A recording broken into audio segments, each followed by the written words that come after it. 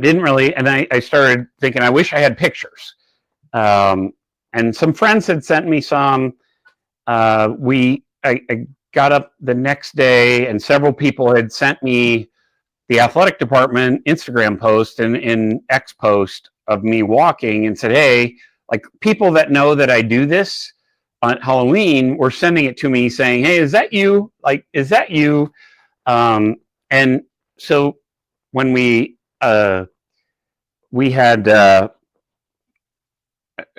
started, and my wife was like the one who said, "Hey, like you should really tell people like you're not," because I had this thing I used to say, like whenever I'd see a kid crying and scared of me, I'd kneel down, I'd take the helmet off, and I'd say, "Hey, it's just an old guy with a really crazy hobby."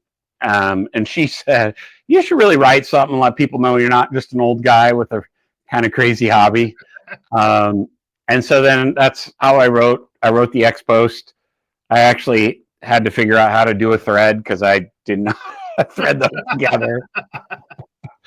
And X is terrible because you can't edit. So that's, nope.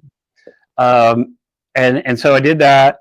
And I got a call from Quad Cities Times. They wrote an article.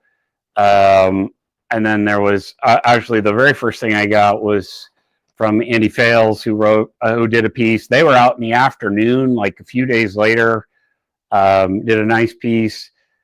And every time this would happen, like I kept thinking this was going away. And then Travis Hines at the Register wrote what I thought was going to be a page 3 of the sports page.